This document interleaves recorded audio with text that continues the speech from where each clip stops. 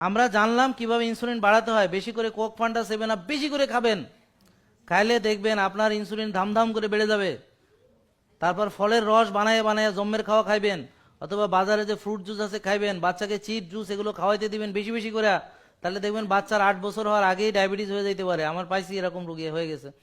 তাহলে আপনি চাইলে আপনার বাচ্চাকেও পারলে পারবেন, পারবেন না ইনশাল্লাহ। আপনি চকলেট খাওয়াবেন, ফ্রেঞ্চ ফ্রাই খাওয়াবেন, ডুবো তেলে ভাজা খাওয়াবেন, ভুনা করে খাওয়াবেন, পেঁয়াজু বেগুনি সমস্যা ইচ্ছা মতো খাওয়াবেন বাচ্চাকে, পারবেন তো ইনশাল্লাহ। আর চিনি শিরা বানায় বানায় খাওয়াবেন, মিষ্টান্ন বানাবেন, বিভিন্ন পিঠা বানাবেন, এর ভিতর চিনি দিয়ে গুলাইয়া শিরা বানায় ওর মধ্যে চুবাই চুবাই খাওয়াবেন, জিলাপি খাওয়াবেন, হ্যাঁ সন্দেশ খাওয়াবেন, রসগোল্লা খাওয়াবেন, রসমালাই খাওয়াবেন, পারবেন না ইনশাল্লাহ। তা আপনারা সবাই মিলে চেষ্টা করলে আপনার বাচ্চাকে খুব তাড়াতাড়ি আপনার মতো আর 50-60 বছর ওয়েট করতে হবে না, ও অল্প বয়সেই রুগী হতে পারবে। আপনারা চেষ্টা চালায় যান, অনেকে সফল হয়েছেন। অনেক বাচ্চা রুগী আমরা পেয়েছি, ফ্যাটি লিভার, টাইপ 2 ডায়াবেটিস, 11 বছর, 8 বছর, ফ্যাটি লিভার আমরা পেয়েছি। গাঢ় কালো হয়ে গেছে, বগল কালো হয়ে গেছে, এগুলো আমরা এখন রেগুলার পাচ্ছি। তো আপনারাও চেষ্টা করলে ইনশাল্লাহ পারবেন।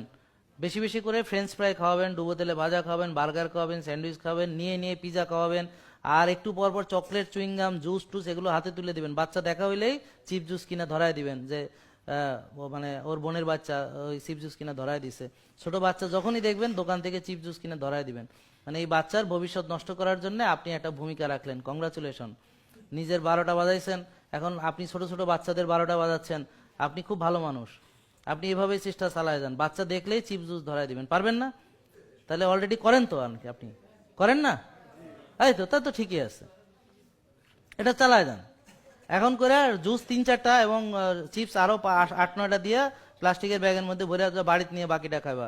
বাচ্চার প্রতি আপনার যে ভালোবাসা, কমিটমেন্ট, সেটা দেখাইতে হবে না? এটা কিভাবে দেখাবেন? তাকে বিষ খাওয়াবেন, যেটা খেলে সে সর্বনাশ হবে, সেগুলো খাওয়াবেন। তাকে কোক, ফান্ডা খাওয়াবেন, এগুলো নিয়ে যাবেন, কোকের ক্যান নিয়ে যাবেন, পেপসির ক্যান নিয়ে যাবেন, খাওয়াবেন উন্নত মানের কোক। আর আপনারা যারা একটু বেশি বুদ্ধিমান তারা ডায়েট কোক খাবেন।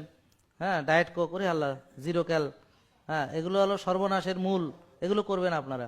আপনারা ওই যে কেমিক্যাল চিনি খাবেন চায়ের সাথে, এর চেয়ে সর্বনাশ আর তো কিছু দরকার নেই। আপনাদের সর্বনাশ হতে হলে এতটুকুই যথেষ্ট।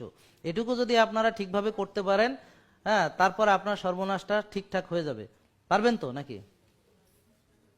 এটা তো পারি আমরা। তাইলে পারেন না আপনারা? এই পর্যন্ত কয়টা বাচ্চারা এইভাবে ধরাইছেন হাতে হিসাব ছাড়া? তার মানে তো মাশাল্লাহ আপনার প্র্যাকটিস খুবই ভালো। হ্যাঁ, তাহলে হ্যাঁ হ্যাঁ, তাহলে চলেন এটা আমরা সবাই মিলে চালাই। চালায় বাচ্চাদেরকে যে কটা আছে নতুন প্রজন্ম কেমনে ধ্বংস করুম, হ্যাঁ, বাকিটা শেষ করি। ঠিক আছে? তাহলে ইনসুলিন ব্যাপারটা বুঝতে পারছেন কেন সিক্রেশন হয়? টেনশন বেশি করলে, স্ট্রেস বেশি নিলে এটাও। তাহলে টেনশন বেশি করে করবেন, রাত বেশি করে জাগবেন। বুঝতে পারছেন? বাচ্চাদের বলবেন রাত জাগে পড়াশোনা করতে, বাচ্চাদের পড়াশোনার প্রচন্ড চাপ দিয়ে দিবেন। হ্যাঁ, তারা কত খারাপ ছাত্র এটা বারবার বুঝাবেন, তারা কত দুষ্ট এগুলো বলবেন। হ্যাঁ, তাদেরকে অনেক চাপ দিবেন পড়াশোনার জন্য, সে কেন ফার্স্ট হইতে পারে না, এই করে না। তারপর ওর 12টা বাজাবেন। শুধু চিপ জুস খাওয়ালে তো আর সর্বনাশটা হবে না, আরো কিছু তো লাগবে। তাহলে পড়ার চাপ দিতে হবে, বুঝতে পারছেন? হ্যাঁ, রাত জায়গায় জায়গায় পড়াশোনা করতে হবে। এমনিতে তো খেলার মাঠ নেই, খেলাধুলা নেই, এমনিতে তো এগুলো নেই। তারপরে আপনারা বাকি সর্বনাশ যেটুক সেটুক করার জন্য ওকে এইটুকুই যথেষ্ট। পারবেন না? ভর্তি যুদ্ধে নামায় দিবেন, বুঝতে পারছেন? হ্যাঁ, ওকে ভালো ফার্স্ট হইতে হবে, হ্যাঁ, পরীক্ষায় সবকিছুতে ভালো হইতে হবে, একটা চাপ দিয়ে দিবেন। তাহলে এই বাচ্চাদেরও এখন সর্বনাশ হবে। আপনি তো গেছেন গেছেন, আপনার বাচ্চারাও সর্বনাশ করার জন্য যা যা দরকার আপনি করতেছেন। এই যে বাচ্চারা রাত জেগে পড়াশোনা করে, সর্বনাশ হয়ে যাবে ভবিষ্যতে। রাত জাগবে না, পড়াশোনা 10টার আগে শেষ করবে, প্রয়োজনে ভোরে উঠে পড়াশোনা করবে, 3টা 4টার দিকে উঠে পড়াশোনা করবে। রাত জাগা এটা ভালো ছাত্রের লক্ষণ না।